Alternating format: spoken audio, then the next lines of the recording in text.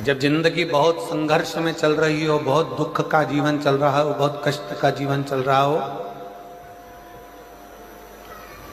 बहुत कष्टमय जीवन चल रहा हो, तब शमी के 5 पत्ते, शमी के 5 पत्ते एक दुर्वा के साथ एक अक्षत चावल का एक दाना, वो भी हल्दी में भिंगोया हुआ हो या केसर में भिंगोया हुआ हो,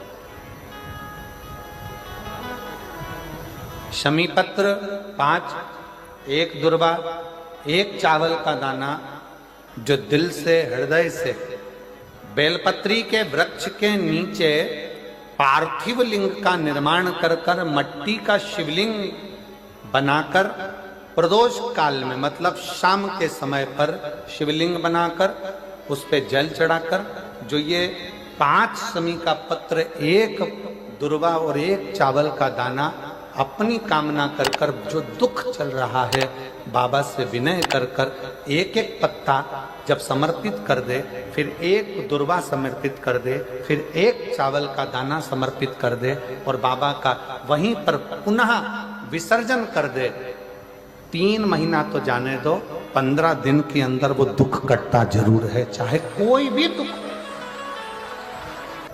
किसी भी तरह का दुख क्यों नहीं। एक बेलपत्र के वृक्ष की परिक्रमा करने वाले को हजारों अश्वमेध यज्ञ का फल प्राप्त हो जाता है, हजारों अश्वमेध यज्ञ का फल प्राप्त हो जाता है। उसी तरह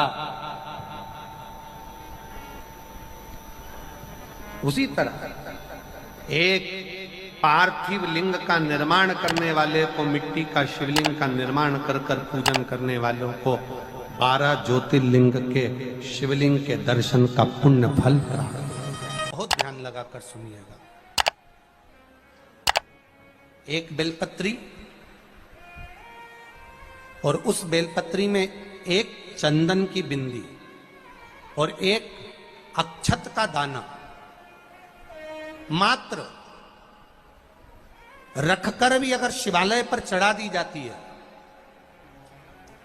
एक बेलपत्री, एक चंदन का बिंदी, और चंदन फिर निवेदन करेंगे। आज के जमाने में तुम लोग सब घिसा घिसाया, पड़ा पड़ाया, डब्बी का सामान ले लेकर, वो नहीं, चंदन की मुठिया रखो, थोड़ा सा भी घिसो, जरा सा भी घिसो, उसकी एक बिंदी और एक चावल का दाना जब हम भगवान देवादिदेव महादेव को समर्पित करते हैं, अपनी कामना कर कर समर्पित करते हैं, तो निश्चितता है, पुराण की कथा कहती है, शंकर भगवान उसका फल शीघ्र प्रदान कर देते हैं। भले आपने कुछ करा ना करा, उसका फल तुम्हें मिल जाए। में जाना, लोटा भरकर जल समर्पित करना, और कभी तुम्हारे जीवन में अगर तुमको लग रहा है कि मैं दुखों से पीछा छूट ही नहीं रहा, तब उस जगह पर बेलपत्री के मध्य भाग में पीला चंदन, ये जो पत्ती है और ये 2 पत्ती हैं, ये बड़ी पत्ती और ये बीच की जो 2 पत्ती हैं, इसके बीच में जो डंडी का भाग रहता है, जो बीच में डंडी का जो भाग है, बड़ी पत्ती और ये 2 छोटी पत्ती के मध्य में जो डंडी का भाग है, उस डंडी के भाग में पीला चंदन और एक अक्षत पीला, शंकर भगवान को आप अगर प्रदोष काल में समर्पित कर रहे हैं, तो ये निश्चित है कि धीरे धीरे कर कर वो दुख समाप्त होगा, वो दुख कटेगा ही। अंतर्गत वर्णन किया गया शंकर भगवान की आराधना में, शिव की आराधना में, जब तुम्हें लगता है कि तुम्हारा व्यापार नहीं चल रहा, कोई तुम्हें धोखा दे रहा है, लक्ष्मी नहीं आ रही, बहुत चिंता में पड़े हुए हो, बहुत टेंशन में जिंदगी चल रही है, बहुत बीमारियां तुमको घेर ली है और चारों तरफ अंधेरा ही अंधेरा नजर आ रहा है, तुमने विचार करा अब मैं तो मर जाऊं तो अच्छा, मैं सुसाइड कर लूं तो अच्छा, मैं मर जाऊं तो अच्छा, तो मरने से पहले एक काम कर कर देखना, शंकर भगवान की आराधना कर कर देखना, शिव पर एक लोटा जल चढ़ा कर देखना, और ज्यादा चिंता, ज्यादा टेंशन हो तो बेलपत्री के जड़ को घिसकर उसका चंदन बनाकर शंकर को लेपन कर कर उसकी भी आराधना कर कर देखना कि बेल चंदन का फल क्या। बेलपत्र, एक बेल, ये कोई साधारण नहीं, एक बेलपत्र एक बेल, ये कोई साधारण नहीं, एक बेल। इसकी नीचे की डंडी से लेकर ये दो पत्तियां जहां लगी हैं और दो पत्ती से लेकर ये बीच की जो पत्ती है उसमें जो गैप है, उसमें जो जगह है, दिख रही है आपको? ये दो पत्ती से लेकर बीच की पत्ती के बीच में जो जगह खाली रहती है, 33 कोटि देवी देवताओं विराजमान रहते हैं इस बीच की जगह में। जब शिव जी को चढ़ाया जाता है तब इस पत्ती के बीच की जगह शंकर के शिवलिंग पर रखा जाता है, तो शिव जी इतने प्रसन्न होते हैं कि मेरी स्तुति करने के लिए ये भक्त 33 कोटि देवताओं को लेकर आया है, मेरी स्तुति करने के लिए। लोग चावल लाए, लोग अंबारियां लाए, धन लाए, दौलत लाए, संपदा लाए, पर एक शंकर का भक्त ऐसा होता है जो एक बेलपत्री के रूप में 33 कोटि देवताओं को, 64 योगिनियों को, आदि शक्तियों को शंकर को समर्पित करता है। कितना सुंदर संवाद है, कितना सुंदर बात कही कि भूल से भी किसी तीर्थ में नहीं गए, कहीं हमने गौदान नहीं करा, कहीं हम किसी तीर्थ में नहीं गए, हमने कहीं गौदान नहीं करा, हमने कहीं ब्राह्मण भोजन नहीं कराया, हम कहीं गंगा यमुना कावेरी सरस्वती नर्मदा छिपरा पुण्यवान नदी में हम स्नान नहीं कर पाए। शिव महापुराण की कथा कहती है भूलवश भी अगर पिपलेश्वर या बटकेश्वर किसी शिवालय पर भूल से भी अगर एक लोटा जल चढ़ जाता है तो देव अधिदेव महादेव सारे तीर्थों का फल अपने आप प्रदान कर देते हैं। भूल से भी चढ़,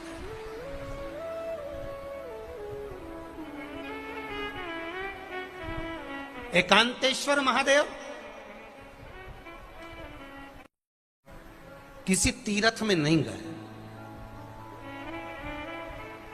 कहीं हमने गौदान नहीं करा, कहीं हम किसी तीर्थ में नहीं गए, हमने कहीं गौदान नहीं करा, हमने कहीं ब्राह्मण भोजन नहीं कराया, हम कहीं गंगा यमुना कावेरी सरस्वती नर्मदा छिपरा पुण्यवान नदी में हम स्नान नहीं कर पाए। शिव महापुराण की कथा कहती है भूलवश भी अगर पिपलेश्वर या बटकेश्वर किसी शिवालय पर भूल से भी अगर एक लोटा जल चढ़ जाता है तो देव अधिदेव महादेव सारे तीर्थों का फल अपने आप प्रदान कर देते हैं। भूल से भी चढ़,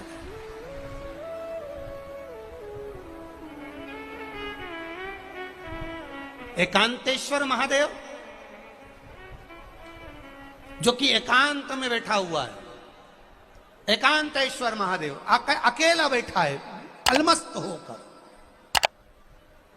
आप जा रहे हो गाड़ी लेकर, आप 4 व्हीलर गाड़ी में जा रहे हो, ट्रैक्टर में जा रहे हो, ट्राली में बैठकर जा रहे हो, क्रूजर में बैठकर जा रहे हो, 2 व्हीलर गाड़ी में बैठकर जा रहे हो और एकांतेश्वर महादेव का मंदिर दिख गया, कोई एकांत में, भले उसका नाम नहीं मालूम तुमको कि कौन सा महादेव, और अकेला बैठा है जंगल में, वृक्ष की छांव में, एक ओटले पर, कोई दीवार नहीं, कोई जाली नहीं, कोई गेट नहीं, कुछ भी नहीं। ये शिव मंदिर में जाकर एक लोटा जल समर्पित करती थी और शास्त्र कहता है कि शंकर के मंदिर में अगर एक लोटा जल कोई एक परिवार का व्यक्ति भी समर्पित कर रहा है तो समझ लेना कि वो अपनी 71 पीढ़ी को पार लगा रहा है। वो अकेला नहीं, 71 पीढ़ी को पार लगा रहा है। शिव महापुराण की कथा कहती है जब बच्चा गर्भ में आता है, माता के गर्भ में जब संतान आती है और माता के गर्भ में जब संतान रहती है, उस 9 महीने में स्त्री नारी अगर कहीं शंकर के मंदिर के सामने से निकल जाए या शिवालय का जल स्त्री को मिला हो या शंकर भगवान का कोई प्रसाद या शंकर भगवान का कोई नाम जाप या शंकर भगवान का कोई मंत्र जाप उस स्त्री के कानों में पहुंच जाए तो जो गर्भ में बच्चा होता है वो बच्चा शंकर की कथा तक या शिवालय तक उसको बिना बोले ही वो अपने आप चला ही जाता है, पहुंच ही जाता है।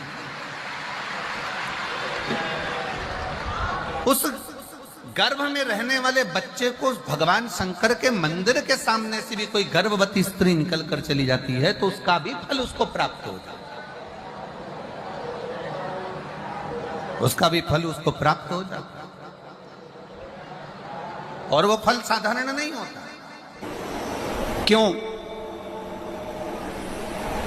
बेलपत्री को जब भी चढ़ाया जाता है तो पीछे की डंडी पकड़कर नहीं चढ़ाया जाता। बेलपत्री को चढ़ाने के लिए मध्य भाग को, जैसे यह बेलपत्र होता है तो इसका मध्य की जो डंडी होती है, मध्य भाग होता है बेलपत्री का, तब मध्य भाग को पकड़कर हम भगवान शंकर को बेलपत्र समर्पित करते हैं। कोई भी बेलपत्र ऐसे नहीं चढ़ाता कि डंडी पकड़ के चढ़ा दिया, फिर पीछे की डंडी पकड़ के चढ़ा दिया, फिर पीछे की डंडी पकड़ के चढ़ा दिया, फिर डंडी पकड़ा, फिर चढ़ा दिया ना।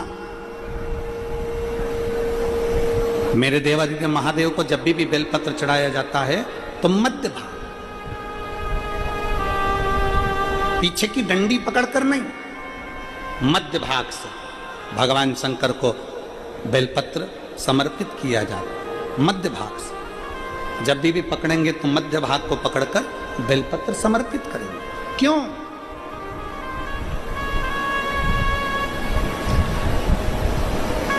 क्योंकि हमने भगवान शिव को मध्य भाग पकड़कर इसलिए समर्पित करा कि ये केवल बेलपत्र का मध्य भाग नहीं है मेरे शंभू, मेरे हृदय के मध्य भाग को मैं आपके चरणों में समर्पित कर रही हूं। मेरा दिल, मेरा हृदय, मेरा चित्त मैं आपको दे रही हूं। मध्य भाग एक विश्वास के साथ दे रही हूं। इतनी सुंदर बात नंदी ने कही है। नंदी ने ये बात जो कही वो वास्तव में बड़ी सुंदर है कि मान लो यदि कोई कार्य तुम्हारा हो नहीं रहा और पूरी दुनिया में तुमने कर कर देख लिया, बहुत प्रयास कर कर देख लिया, तो भी वो कार्य अगर तुम्हारा नहीं होता, तो फिर एक काम करो कि शिव की स्तुति करो, शंकर की स्तुति, शंकर का गुणगान, शंकर की भक्ति, शंकर का स्मरण।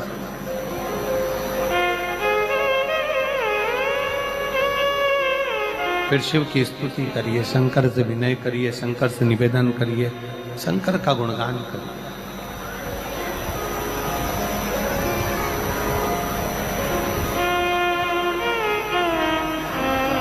पर भगवान की भक्ति होती कब?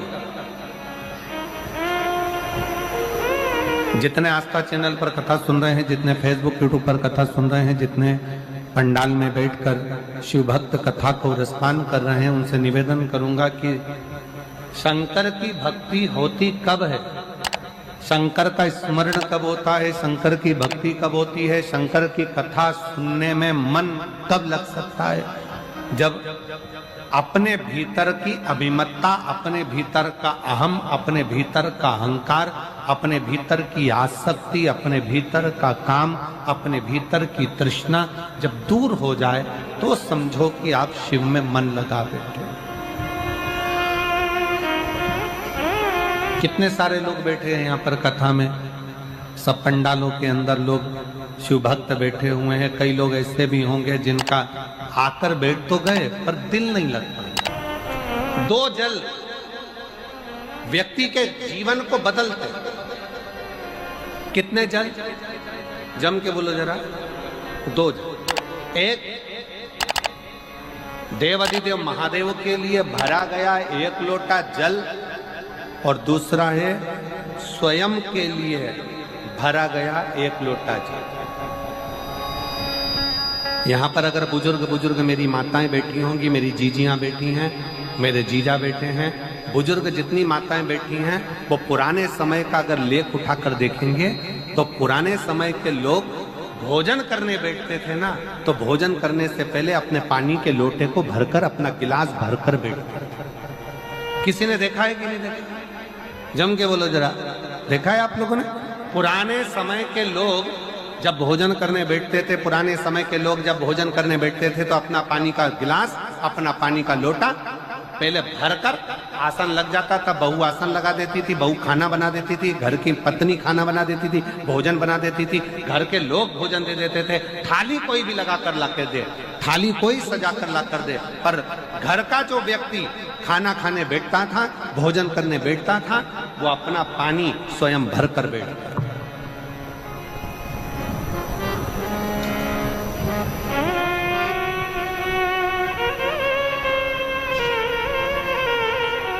अब आज के जमाने में दुनिया के लोग कहते हैं मैं दुकान चला रहा हूं, दुनिया के लोग कहते हैं मैं घर चला रहा हूं, दुनिया के लोग कहते हैं मैं ये कर रहा हूं। तुम अपना खुद का पानी भरकर तो बैठ नहीं रहे और कह रहे हो कि घर चला रहा हूं। स्वयं का एक गिलास पानी व्यक्ति नहीं भर पा रहा। कितना सुंदर कहा है महाराज जी, बहुत सावधानी से सुनिएगा।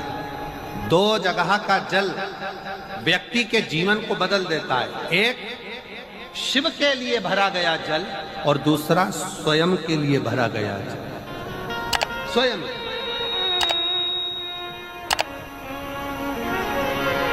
शंकर के मंदिर में जा रहे हो, एक लोटा जल अपने घर से भरकर लेकर चले जाओ और अपने घर में जब तुम भोजन करने बैठ रहे हो, जब तुम रोटी खाने बैठ रहे हो, भोजन करने बैठ रहे हो, भोजन ग्रहण करने बैठ रहे हो, जब तुम भोजन को ग्रहण करने के लिए बैठ रहे हो, तब अपने घर में जब तुम भोजन ग्रहण करने बैठ रहे हो तो एक लोटा जल या एक गिलास पानी भरकर बैठो।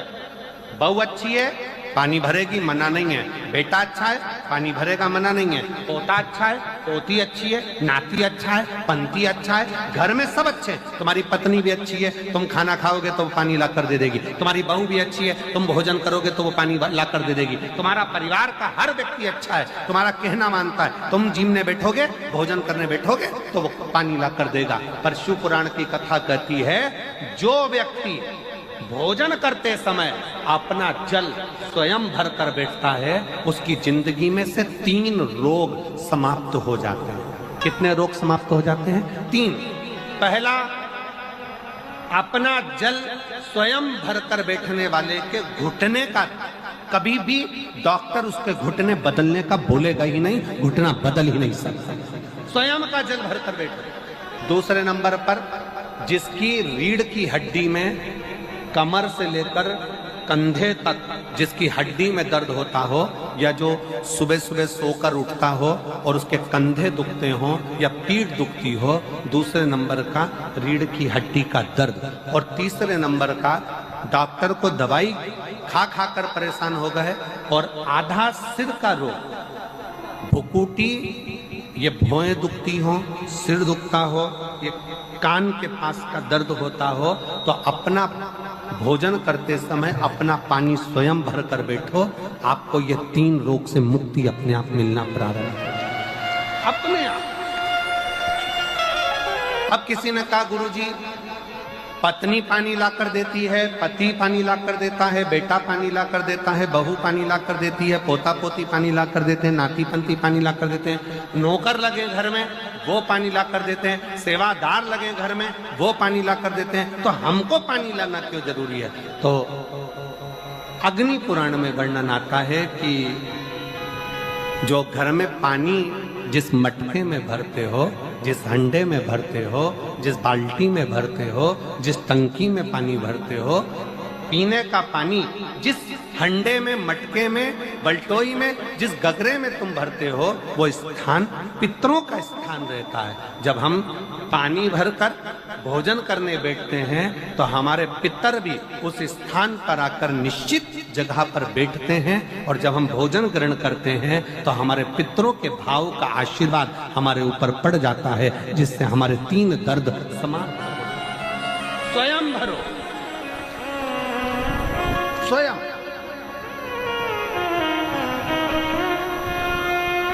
अब आज का जमाना इतना विचित्र है कि नौकर चाकर, परिवार, घर इतना बड़ा हो गया।